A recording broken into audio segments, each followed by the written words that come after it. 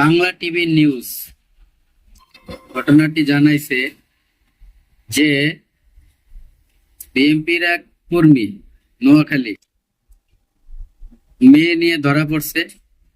ঠিক আছে, গভীর রাতে ওই ধরনের একটু কথাবার্তা বলতে চাইছিল, তা স্থানীয় লোকজনদের কাছে ধরা পড়ে গেল। ধরা পড়া মানে তো মিডিয়াতে আসা, এই অবস্থা বর্তমানে। তো বিএনপি সরকারের ইমেজ নষ্ট করছে তাদেরই দলের নেতা কর্মীদের জন্য, কিছু কিছু, সবাই না। মোটামুটি আর কয়টা দিন অপেক্ষা করেন, তাহলেই যুবক যুবতীরা যদি প্রেম প্রীতি করতে চান, ওটা আপনাদের ট্যাক্স দিয়ে করা লাগবে।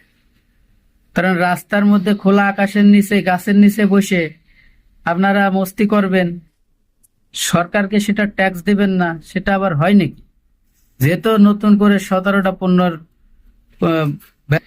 ব্যবসায়ীদের মধ্যে একটি ক্ষোভ তৈরি হয়ে রয়েছে, ব্যবসা করতে হলে আপনার ট্যাক্স দিতে হবে, তত প্রেম প্রীতি করতে গেলেও ট্যাক্স দিতে হবে। কি করেন, ভিডিওটি শেয়ার করে দিয়েন, সবার জানার দরকার। তো 17টা ব্যবসা প্রতিষ্ঠানের মধ্যে সরকার ট্যাক্স নির্ধারণ করেছে। আপনি রাস্তায় দাঁড়ায় ফুটপাতে কাপড় চাপড় বেচবেন, কলসি বেচবেন, সিলভারের জিনিসপত্র বেচবেন, লোহা লক্কর বেচবেন, মুদি মালের আইটেম বেচবেন, লবণ চিনি বেচবেন, সরকার আপনাকে এখন নির্ধারিত করেছে ট্যাক্সের আওতায় আনার। কি বলেন, বিদ্যুৎ বিল বাড়াইছে, এটারও দাম বাড়ছে। নতুন করে ব্যবসা প্রতিষ্ঠানের মধ্যে 17টা ব্যবসার মধ্যে ট্যাক্স বসানো হবে, অর্থাৎ আয়কর দিতে হবে সরকারকে।